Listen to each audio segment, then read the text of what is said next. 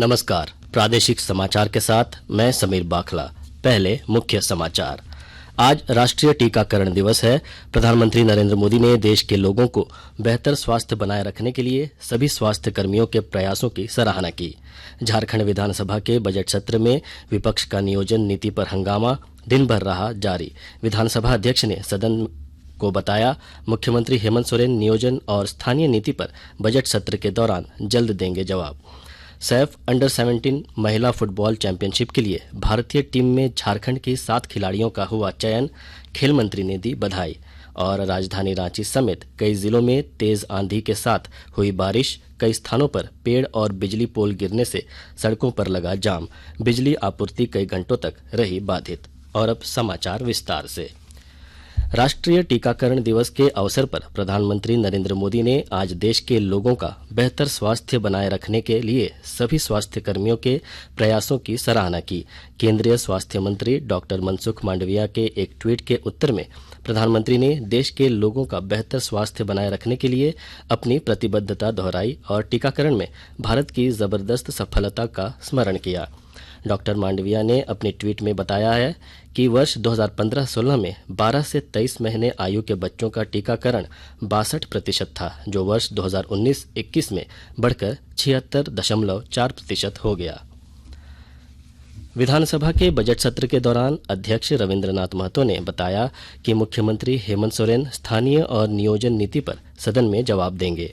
बता दें कि पिछले 4 दिनों से विपक्ष लगातार इस मुद्दे को लेकर सदन में हंगामा कर रहा है और मुख्यमंत्री से इस पर सरकार का रुख स्पष्ट करने की मांग कर रहा है। भोजनावकाश के बाद विधानसभा की कार्यवाही शुरू होते ही स्पीकर रविंद्रनाथ महतो ने सदन को कार्य मंत्रणा समिति की बैठक में लिए गए निर्णयों की जानकारी दी। सत्र के दौरान आज वित्तीय वर्ष 2023-24 के लिए पेयजल विभाग का 4,372 करोड़ रुपए अनुदान राशि ध्वनिमत से पारित हुआ। झारखंड विधानसभा के बजट सत्र के दौरान सदन में पेयजल एवं स्वच्छता विभाग के अनुदान मांग पर चर्चा हुई। अनुदान मांगते हुए भाजपा विधायक अमर कुमार बावरी ने कहा कि युवाओं को सपने दिखाकर सत्ता में आई यह सरकार युवाओं के सपने को कुचल रही है। स्थानीय और नियोजन नीति पर सरकार का रुख स्पष्ट नहीं है। कभी अर्जुन मुंडा की सरकार से 1932 के नाम पर समर्थन वापस लेने वाले आज राज्य के मुख्यमंत्री हैं। अर्जुन मुंडा जी की सरकार चल रही थी। माननीय मुख्यमंत्री उस समय डिप्टी सीएम थे, हुजूर आप भी थे शायद उस समय सदस्य थे। एक अच्छी चल रही सरकार को माननीय मुख्यमंत्री जी ने समर्थन वापस लिया। समर्थन वापस का जो मूल मुद्दा था वो ये था कि तभी के अर्जुन मुंडा जी की सरकार नियोजन नीति 1932 के खतियान आधारित नियोजन नीति पर वो जो है संजीदा नहीं है, वो उस पर सीरियस नहीं है, इसलिए उन्होंने समर्थन वापस ले लिया। और समर्थन वापस लेने के बाद 13 महीने सरकार चलाई, लेकिन 13 महीने में महोदय कभी भी नियोजन नीति पे उन्होंने कोई डिस्कशन नहीं किया। एक कमेटी बना करके फॉर्मेशन बना करके उसके अलावे कुछ नहीं करा। तब भी बन सकता था। पलामू अंचल के राज्य कर संयुक्त आयुक्त मिथिलेश कुमार ने आज कहा कि राजस्व संग्रहण में यह अंचल नंबर 1 होगा। इसके लिए व्यापारी किसी भी तरीके की कर चोरी न करें। उन्होंने कहा कि इलेक्ट्रिसिटी ड्यूटी के तहत किसी भी व्यापारी का निबंधन अनिवार्य है जो 5 kVA जनरेटर का इस्तेमाल व्यावसायिक या घरेलू रूप से करते हैं। उन्होंने कहा कि पूरे अंचल में मात्र 11 ही ऐसे लोग रजिस्टर्ड हैं जो इलेक्ट्रिसिटी ड्यूटी के तहत निबंधित हुए हैं। आकाशवाणी के ताज़ा तरीन समाचारों के लिए आप हमारी वेबसाइट newsonair.com पर लॉग ऑन कर सकते हैं। ताज़ा समाचार Twitter handle @AIR news alerts और Facebook page All India Radio news पर भी उपलब्ध हैं। आप प्रादेशिक समाचार एकांश के Twitter handle @AIR news _Ranchi और फेसबुक, इंस्टाग्राम पेज तथा YouTube channel AIR news Ranchi पर भी हमारे बुलेटिन सुन सकते हैं। प्रादेशिक समाचार आप आकाशवाणी रांची से सुन रहे हैं। केंद्र सरकार ने देवघर में सेतु बंधन के तहत 2 रेलवे ओवरब्रिज निर्माण की स्वीकृति दे दी है। विस्तृत ब्यौरे के साथ हमारे देवघर संवाददाता। देवघर के लोगों को केंद्र सरकार का तोहफा मिला है। आरोग्य भवन फाटक पर जाम से भी अब मुक्ति मिल जाएगी। केंद्र सरकार ने सेतु बंधन के तहत 2 रेलवे ओवरब्रिज निर्माण की स्वीकृति दी है। जल्द ही दोनों आरओबी का टेंडर होगा और प्रक्रिया पूरी होते हुए काम शुरू होगा। जानकारी केंद्रीय नितिन गडकरी ने गोड्डा लोकसभा क्षेत्र के सांसद निशिकांत दुबे को पत्र के जरिए दिया है। केंद्रीय मंत्री गडकरी ने लिखा है कि गोड्डा सांसद के अनुरोध पर दोनों ओवरब्रिज बनाने के लिए 175 करोड़ की अनुशंसा की गई है। Central road and infrastructure fund Setu Bandhan के तहत इस कार्य को पूरा किया जाएगा। आशीष कुमार अम्बस्ट, आकाशवाणी समाचार, देवघर। सरायकेला के राजनगर प्रखंड स्थित उत्क्रमित मध्य विद्यालय पांडुगीती में जिला बाल कल्याण समिति की ओर से जागरूकता कार्यक्रम का आयोजन किया गया। समिति के अध्यक्ष रोहित महतो ने उपस्थित छात्र छात्राओं को भारत सरकार की स्पॉन्सरशिप योजना चाइल्ड हेल्पलाइन नंबर 1098, बाल विवाह निषेध अधिनियम और बाल अधिकारों से संबंधित विभिन्न कानून के बारे में जानकारी दी। लातेहार पुलिस ने बालूमाथ के शांति जंगल से भाकपा माओवादी के सब जोनल कमांडर शीतल मोची की गिरफ्तार कर लिया है। गिरफ्तार उग्रवादी पर 5 लाख रुपए इनाम भी घोषित था। गिरफ्तार उग्रवादी बालूमाथ थाना क्षेत्र अंतर्गत गणेशपुर गांव का रहने वाला है। चतरा के इटखोरी बाल विकास परियोजना कार्यालय की महिला पर्यवेक्षक उर्मिला कुमारी को आज भ्रष्टाचार निरोधक ब्यूरो ने 7,500 रुपए रिश्वत लेते रंगे हाथ गिरफ्तार किया है।